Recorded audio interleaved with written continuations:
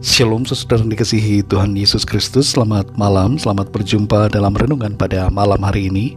Doa dan harapan saya saudara semua ada dalam keadaan yang baik, sehat, penuh sukacita, dan diberkati Tuhan. Sebelum kita mendengarkan renungan firman Tuhan, mari sama-sama kita satukan hati dan berdoa. Kami mengucap syukur kepadamu Bapa Surgawi, Bapa dalam nama Tuhan Yesus Kristus, Tuhan yang sungguh sangat baik, yang selalu peduli dan memelihara hidup kami. Terima kasih untuk penyertaan-Mu di sepanjang hari ini. Oleh karena hikmat dan tuntunan-Mu saja, kami dapat melakukan segala tugas dan aktivitas kami. Pada saat ini ya Tuhan, kami rindu dibekali dengan kekuatan dari firman-Mu.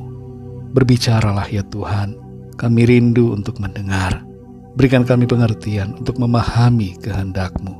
Dalam nama Tuhan Yesus kami berdoa. Haleluya, amin. Saudara yang dikasihi Tuhan, pembacaan Alkitab kita pada saat ini terdapat dalam kitab Nabi Yehezkiel pasal 42 dan 43.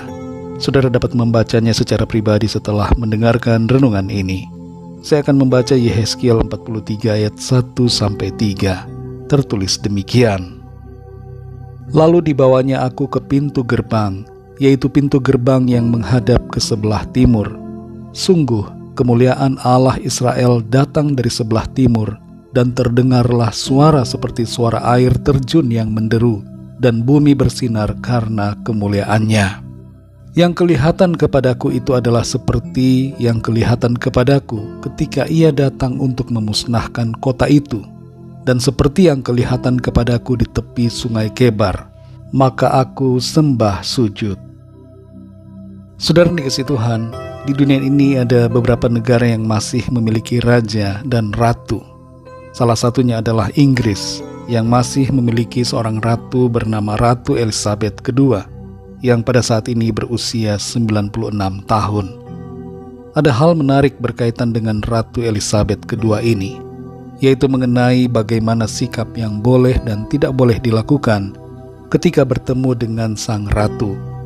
Beberapa di antaranya adalah tidak boleh memegang bagian tubuh apapun dari ratu.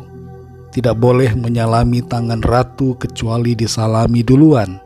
Dan kalau menyalami ratu, badan kita harus dibungkukkan. Kita juga tidak boleh mengajak ratu berbicara kalau kita duduk di sebelah kirinya pada saat berada di meja makan, kecuali bila kita duduk di sebelah kanannya. Selain itu, tidak boleh membelakangi sang ratu, dan tidak boleh keluar dari ruangan mendahului ratu. Ada berbagai aturan etiket lainnya yang diatur mengenai sikap saat berjumpa dengan ratu. Inti dari aturan ini, saudara, adalah bahwa setiap orang harus menghormati sang ratu dan menunjukkan sikap yang berkenan pada saat berjumpa dengannya. Di negara-negara lain, aturan yang mirip juga berlaku pada saat kita berjumpa dengan raja atau pemimpin negara. Kita harus hormat kepada mereka.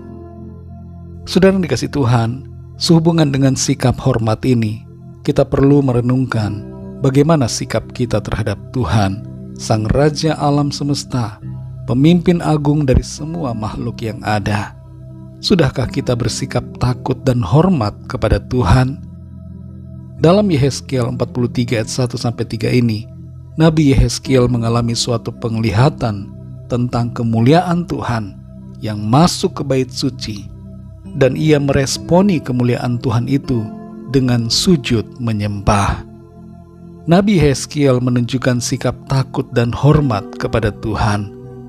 Takut di sini, saudara, bukan berarti takut dalam arti negatif, tapi secara positif merupakan sikap yang menghargai dan menyadari siapa Tuhan itu dan siapa diri kita di hadapan Tuhan. Kalau terhadap raja, ratu atau pemimpin negara saja kita dapat bersikap hormat, hendaknya lebih lagi sikap kita terhadap Tuhan. Sudah seharusnya kita menghormati, menghargai dan tunduk kepadanya. Sadarkah kita bahwa Tuhan hadir dalam hidup kita? Tuhan ada dalam setiap kita masing-masing. Roh Kudus ada bersama dengan kita. Inilah hadirat Tuhan yang selalu menyertai kita. Dan bagaimanakah sikap kita selama ini meresponi kehadiran Tuhan dalam hidup kita? Apakah kita menjaga sikap hidup kita berkenan kepadanya?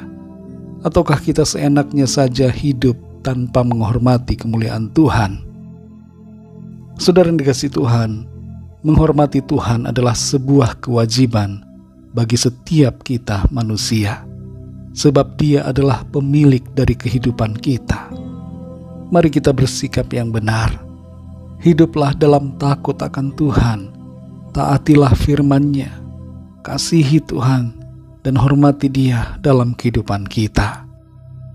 Tuhan layak untuk dipuji dan disembah.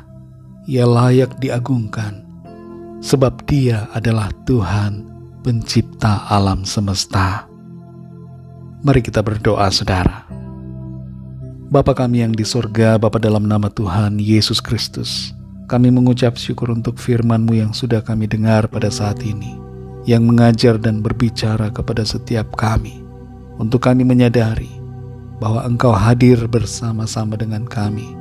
Kemuliaan-Mu ada dalam hidup kami, dan sudah seharusnya dan sudah menjadi kewajiban kami untuk kami sujud menyembah, takut akan Engkau, menghormati dan menghargai kehadiran serta kemuliaan-Mu dalam hidup kami.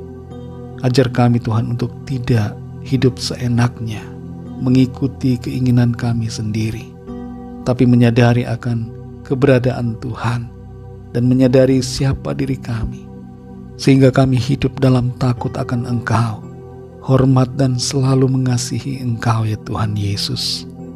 Ampuni kami Tuhan akan segala dosa kesalahan kami, sikap kami yang tidak benar selama ini. Pimpin kami Roh Kudus, supaya kehidupan kami selalu berkenan kepadamu Tuhan. Berkati kami di sepanjang malam hari ini dalam istirahat kami. Lingkupi kami dengan kuasa dan kasih-Mu Tuhan. Kami berdoa untuk setiap permohonan doa. Kami bawa ke hadapan-Mu Tuhan. Biarlah Engkau Tuhan menilik dari tempat yang maha tinggi dan menjawab setiap permohonan doa kami. Kuasa-Mu mengalir atas setiap kami dan menjawab setiap apa yang kami perlukan. Terima kasih Bapa, kami mengucap syukur. Kami percaya berkat damai sejahtera dan kasih karunia Tuhan senantiasa berlimpah dalam hidup kami.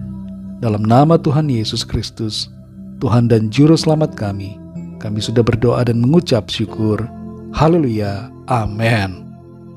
Puji Tuhan, saudara yang dikasihi Tuhan, saya percaya firman Tuhan menjadi berkat dan kekuatan buat saudara semua, dan Roh Kudus akan menolong saudara untuk lebih lagi memahami kebenaran firman Tuhan. Tuhan Yesus memberkati saudara semua. Sampai jumpa dalam renungan yang berikutnya. Haleluya.